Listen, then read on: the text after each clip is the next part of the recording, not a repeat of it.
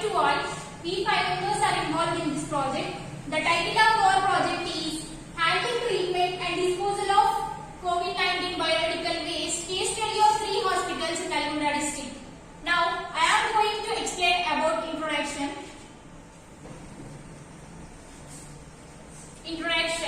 These circumstances, waste management, including of hazardous medical and household waste, is of extreme importance. During the viral outbreak, many types of additional medical and hazardous waste are generated, including infected masks, gloves, syringes, samples, and other protective equipment, drain bags, urine bags, body fluid, or blood soap tissues, or cotton, empty ampoules, etc. Medical waste and household waste, when mixed, can create secondary impact upon the health of the community at large and the environment. Unsound management of these waste could cause unforeseen knock-on effects on human health. Study area. The Nalgonda district, Telangana state, India, served as a study area. It offers medical facilities not just to its own residents but also to those in the nearby villages and districts. 3 significant hospitals have been chosen for this study: Government Hospital of Nalgonda, Primary Health Center, Community Hospital. The Roma Industry is a privately run urban local organization in the Yadadri-Bhuvanagiri district, Tukkapur village, was also selected to this study about the treatment methods of biomedical waste. Objectives. The main goal of this study is to ascertain the current situation of biomedical waste from its generation to management to transportation.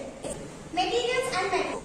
A cross-sectional survey of doctors, nurses and other healthcare workers from various departments was also conducted at 3 healthcare institutes throughout Nalgonda district.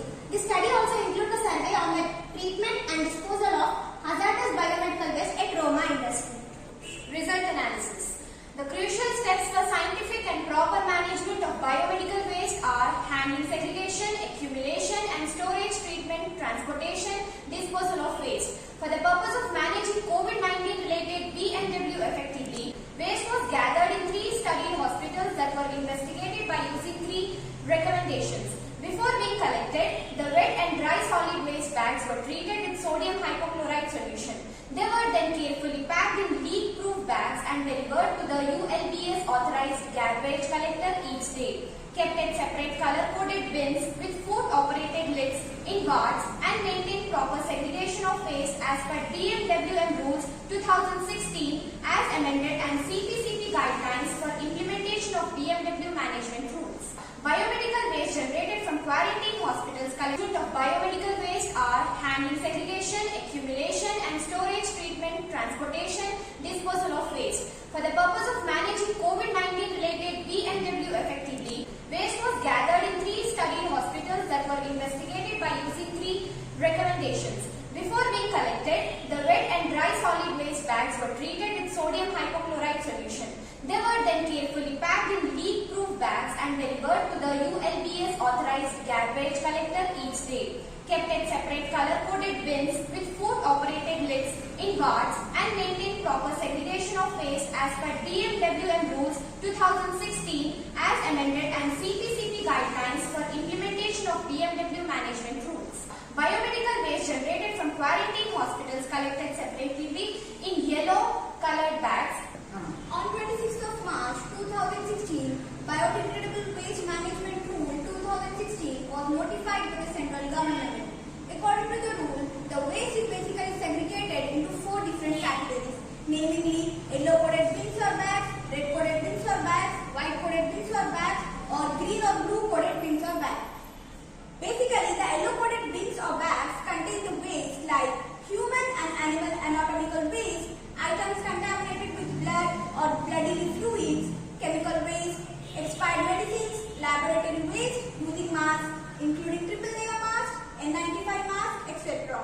Head cover cap, shoe cover or disposable living gowns, non-plastic or semi-plastic coveralls in yellow bags.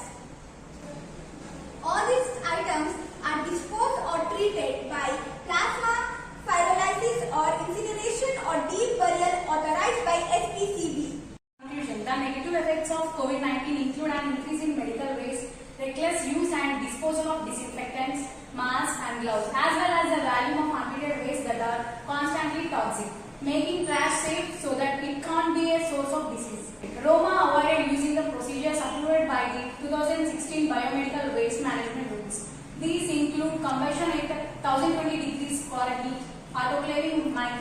drying, chemical disinfection and incineration. Future research should concentrate on the development of biodegradable and environmentally friendly protective apparel, including gloves, overalls and face masks. Due to the widespread use of personal protection equipment, particularly face masks, this will advance attempts to achieve sustainable production and consumption as well as lower environmental expense. In addition to being required by law, managing biomedical waste is also a civic obligation. The benefits of biological progress are significant, obvious and unambiguous. Thank you.